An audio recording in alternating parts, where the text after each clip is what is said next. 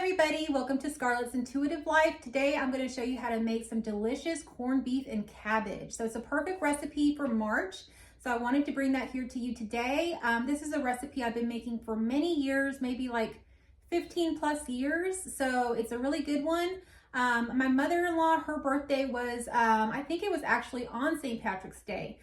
So if she would ever come into town, I would always make this recipe here and she loved it. So I'm going to share that here with you today. This is a very easy way to make corned beef and cabbage, and it's a great meal to make around March and especially St. Patrick's Day, as it is an Irish meal. Okay, so let me show you what I got here in the slow cooker. So you're going to need a big slow cooker. I don't know what size this is, but it is pretty big.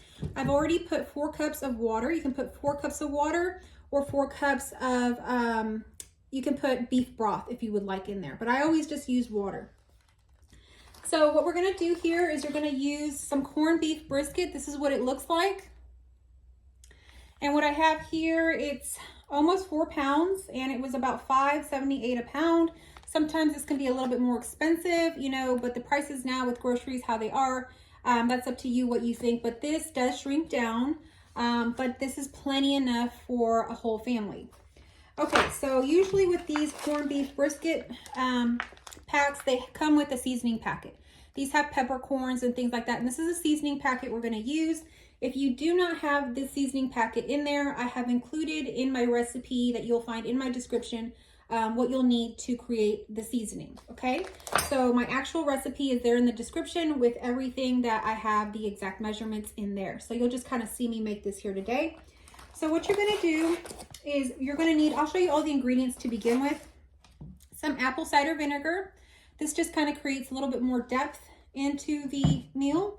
Some Worcestershire sauce, if I can say that correctly. That also creates some depth in it. What I'm doing here, now you can just do corned beef and cabbage, a big cabbage, or a small one, whatever you prefer. I like to add in carrots, and I just usually get the baby carrots because they're already small, but you can get the larger carrots and chop them up. You're going to need an onion, and you're going to need some potatoes. My potatoes are pretty big. I think I'm going to like fourth them and just cut them into like 4 pieces. So some potatoes, onion, and I have some leftover celery, just a few stalks that I'm going to add in there. This is just optional, something I'm just going to try to use up. I like to use up all of whatever I got in the fridge. So anyhow, I'm going to add that in. Now your cabbage is going to go in the last hour before you take it out.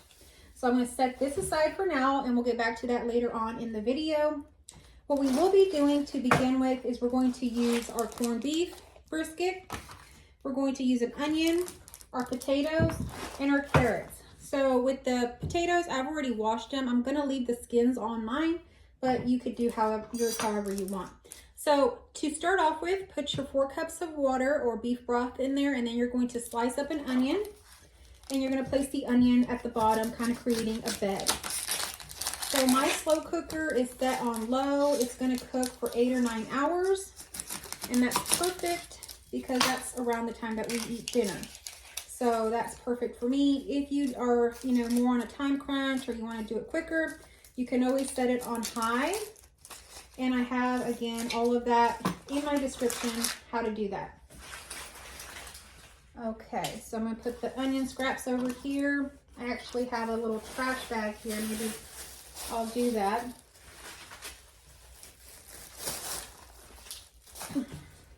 So 1 kind of big onion is good enough. If you like to use more onions, this recipe is very forgiving and you can kind of make it how you want as far as like the vegetables and the onions and all of that go. So I'm just kind of roughly, you know, slicing them into like pieces like so. And then I'm going to put it at the bottom of my slow cooker. So have y'all ever made corned beef and cabbage? Comment down below. Let me know how you make yours, or just give me a thumbs up. Okay, I'm taking off my lid here. And here are my onions. I'm just going to go ahead and lay them in there. I think we have made corned beef and cabbage on a stock pot before. I think that's how my husband makes it. But this way, it always comes out good. It's almost like foolproof. You can't mess this up. All right, so as my potatoes, I'm gonna slice these into like some pieces like that, okay? You're just gonna put those straight in. I'm gonna leave the skins on mine. These are kind of like the russet potatoes, I believe, but you can do, the red baby potatoes are really good, or the little baby yellows. They are so good. I prefer those, but we had these to use up. So I just like to use up my vegetables and stuff before they go bad. And this is an easy way for me to use up these potatoes. We had gotten these to make some barbecue baked potatoes the other day. Okay, so now I'm going to open up my package of the corned beef. I don't rinse my corned beef because it already has like, it's basically been brined and it has like a lot of flavor in it. I don't put like, there's a lot of blood in there. I don't put that into my crock pot. I just kind of lift it up, let it kind of drain a little bit and put it straight into your crock pot. Put the fat side up like that. There's quite a bit of blood in here actually, so that's just gonna get thrown out. I need to find the spice packet, and so the spice packet can kind of hide in there. It actually was still stuck to the brisket, so pull that out. Make sure you got that. I'm going to turn around here and put this in my sink and rinse my hand off a little bit. And so that's all we're going to do for now. We will be putting in our Worcestershire sauce a little bit here, just for flavor. And I have a cut right here on my hand, so it's hard for me to open these containers. Let me get a towel here. I was opening a jar the other day and the lid was really,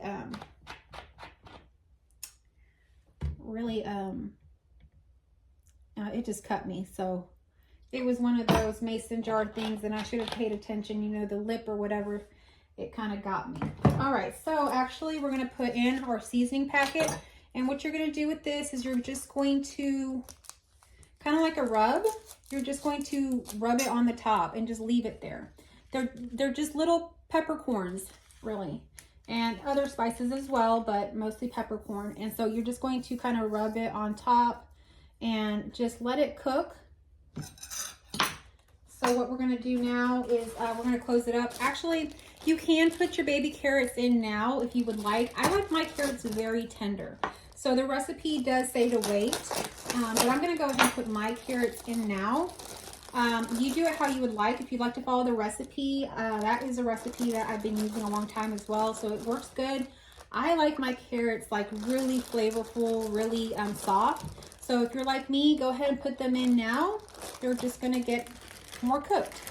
But you know how carrots are, they're not going to fall apart on you or nothing like that, so you can't go wrong. All right, so there we go. I got all my carrots and stuff in there. You might be able to kind of see my crock pot is actually plugged in over there, so I can't really move it a whole lot, but it's all there. You can see how that looks. And so the onion, the potatoes are all underneath. It's kind of like a bed, and then this is on top, and your carrots are just there on the side. And eventually this will cook down and there'll be a whole lot more liquid, and that's when you'll be able to add in your cabbage at the end. So the only thing that I have left to put in is like my celery and the cabbage. As this begins to cook down some more, I'll probably add in my celery, and then I'll do the cabbage last. So let me go ahead and cover this up. Mine is set on low. I'm going to let it cook about 4 hours, and then I'll come back and check on it and add in the celery.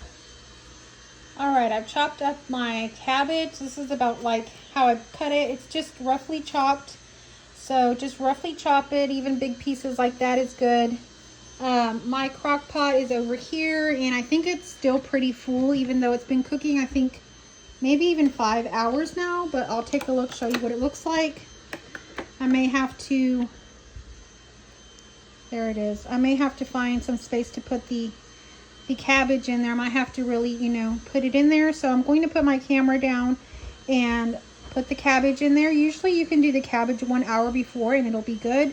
but I like mine extra tender, and I have to run out of the house for a little bit, so I'm going to go ahead and put it in now. It's been about 5 hours that the crock pot has been on, so it probably needs just 3 more hours. So my cabbage will be in there for about 3 hours, but the recipe does call for 1 hour. So this is what it looks like right now. All right, I'm going to go ahead and put the cabbage in, and I'll show you what that looks like. Okay, I put the cabbage in, but this is as much as I was able to get in. So that's what it looks like. You can see it's kind of overfull from the top, but my lid will close on it that way. But I still have some cabbage left. This is how much I have left. I'm thinking I have an hour before I go run the errands and things I'm gonna do. So I'm gonna let this cook down. Hopefully the cabbage kind of sinks down a little bit, because cabbage will shrink and as it cooks. So hopefully it'll shrink, and then I can add in the rest of my cabbage. So I'll show you how that is.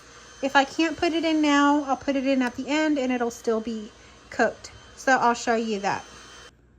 Okay, so it has been 8, maybe 9 hours now. So I'm gonna go ahead and take the lid off.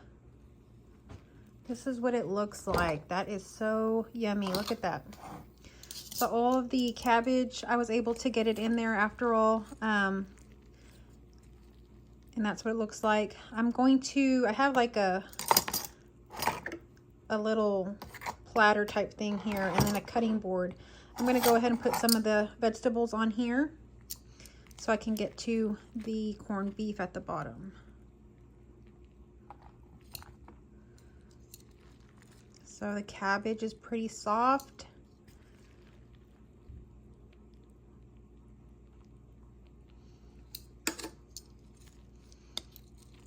There's the corned beef.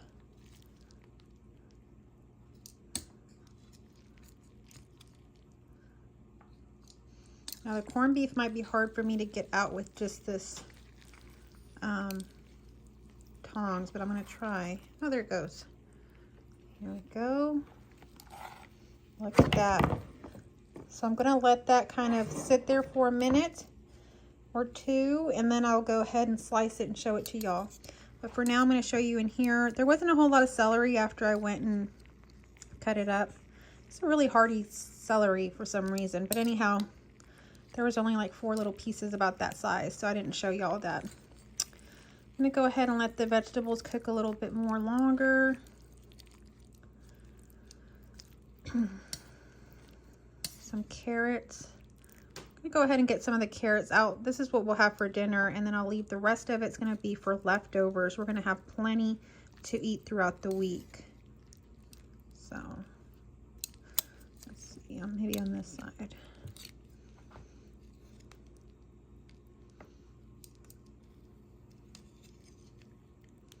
So all the vegetables are real tender. I wonder if I can get to a potato down there. Here's a potato.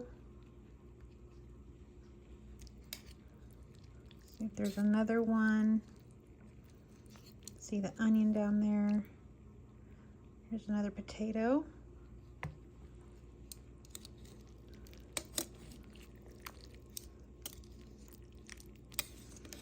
So doesn't that look good?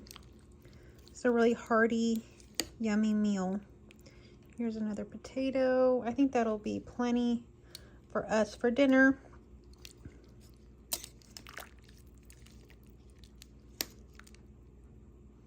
Maybe get a little bit of the onion. And I will just let this, I'm going to turn the crock pot off, but as y'all know, crock pots stay kind of hot like that. So the vegetables will just cook a little bit longer, but they're all done. They're all tender, but I just really love very mushy vegetables. So I'm just going to let it cook a little bit longer, and I'll go ahead and eat this. So that's what it looks like. It's really actually all done. The only thing left to do is to slice the corned beef. So I'll show you that when I've got it done. Doesn't that look good? I just sliced up a few pieces, and so that's what we're having.